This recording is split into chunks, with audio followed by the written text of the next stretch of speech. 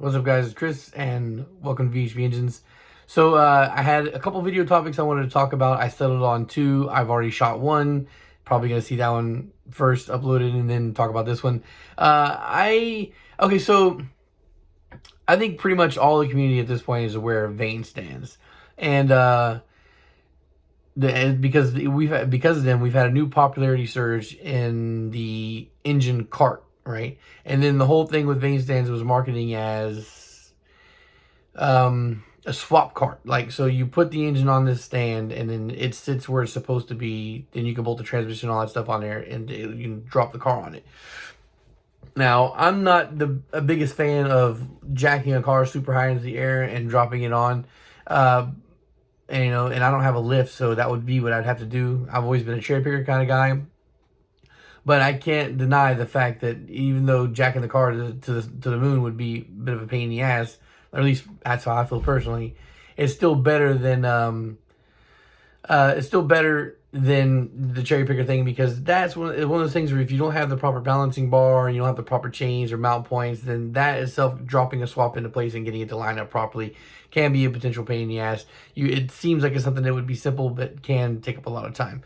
So again, to talk about the swap cart, right? So I saw when vane stands started to get traction and get popular, and I think that that's also some part due to Four Piston showcasing their carts on the website, is that you see a lot of people that popped up that were copying, or for me it seems copy. Like, the first person I saw doing it, making it famous, was vane stands, and I know it was just a dude in a garage.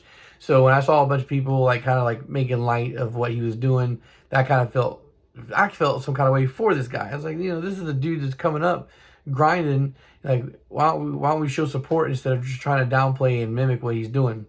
But of course, I always say monopolies are a bad thing, and it is true. Monopolies are a bad thing because they control the prices and whatnot, and then the attitude that you could potentially deal with a seller versus going and dealing with a competitor.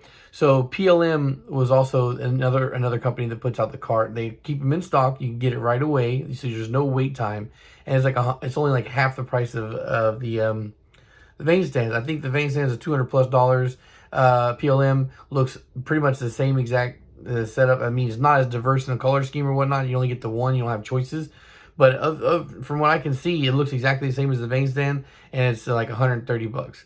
All right, or maybe even cheaper. Like, I believe it's cheaper. So I remember I played real close to $100, whichever it was. Now, the problem with the PLM stand is, I think they only have two, like one for the B series and one for the K series, and it's the K20, not the K24. Although I've been told that you can modify the K20 to make the K24 work, which I'm not really down to do. Now, as far as why I had my reasons to, like, why would I go from support this dude to buying a PLM, because that's what I did. Well, I had my reasons there, and I don't want to throw out any kind of potential shade or have anything mistook for shade, but I had my reason to not go through vane stands to get my engine stand. All right, so there's that. Now, out of all these people that I see mimicking and throwing carts up on social media or whatnot, there's one that I finally came across that stands out from the rest. And I might be saying this wrong, which is funny, because I think it's pretty sure it's Spanish. And despite the fact that I'm Spanish, I could probably be wrong here. But the guy lives in Florida. He's a Florida native, although he lives more central or west coast Florida. I think he lives just north of Tampa or whatnot. His name is the carts is Tátobien engines stands. I think it is. Well, either way, I'm gonna have it. The description will be in the link. Oh, and the link will be in the descriptions for his Instagram. And I talked to the dude because of course I had questions. I was excited when I saw it, and he gave me details of how you buy from him, and he guarantees that you have it within 2 weeks, I believe. Again, I'll pin a comment with what his response was in the comments down below, so you can go read the details, which is exactly how the process works. It's similar to me. Like, I think he doesn't really collect money until it's done, and then you have a guaranteed certain amount of time it has before the turnaround, right? So the first thing that caught my eye is the way he makes his stands. The way the stands are designed are different from all the other ones I've seen. It is different. So that's cool. But even then, it's like, okay, another guy making carts, and then it's like, it's a similar price as the vane stands. But the thing that's very different from all the other ones, the thing that got me excited and made it stand out so much more for me is that the fact that you can mount an engine on this stand without like going through a mission, right? So when I mounted my shore block to the PLM stand, I had to turn my my PL was I turned so I turned my engine block upside down, mounted each leg individually, and then put the bottom of the cart, the rolling part, onto the engine block, and then flipped it back over. So if you have a full engine or whatnot, or this is a problem. This is a pain in the ass, to try and do this, because you got to turn the engine long block upside down on its head to get it on there, or you got to try and pick this thing up in the air and balance it and hold it in place with a hoist or whatever to mount the stand. So that was kind of the thing. Not only was it the fact that the idea of jacking up a car to do a swap was a turn off for me, that also became a bit of a turn off for me. I pick up engines all the time and put them on my engine stand, and I pick them up and I take them off. But that's different. You're just picking it straight up in the air and you're sliding it into a post, and then you're putting the nub through to lock it in place. Unlike these engine carts where you're putting little small bolts into very specific holes, and you have to have 4 of them.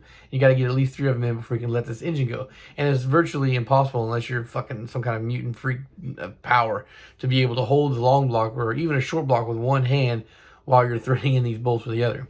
So what this guy does that the other guys don't is that you can do a hands-free mounting. The way he designed the carts is you can pick up the short block and put it in the place. It'll stay there, and then you can lock it in with the bolts. So for me, that finally is a huge thing, a huge difference between him and the competitors. Initially, I thought that you had to have like the transmission bolted on for this to work, and it's not the case. I've been peeping game on his uploads and whatnot, and yeah, he just picked up a short block and you just put it in place. Also, his K-Series stand is K24, K20, so you can use either or on it. So I think with the promise of his turnaround time and the difference of what he makes, I think this is definitely somebody we need to be looking at and giving some props to. Also, I'm going to be buying one of the stands, the K24, K20 stand. I am going to buy, and I'm going to do that in the very near future, right? Because of course I have another block that I'm going to build. Like, I want to build my Super K, my 800 to /1000 horsepower block. Now that I have a crank, I'm going to be investing in that relatively soon. I think what I'm probably going to do is I'm probably going to buy a clutch for my current engine, my budget long block. Once I get a clutch on that, then I will probably start getting ready to invest in the K20.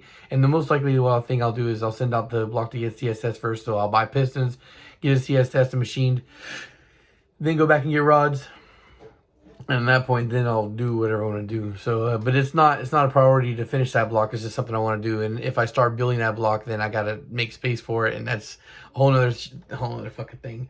So, I will be buying a cart from the guy, and I planned on doing it in a month or so. I just got to see where I'm at on funds or whatnot, because I did kind of let the majority of this month get away, and I haven't really sold much. I think the majority of my income for this month has been from payments from, something that was already locked in last month at the end of the year.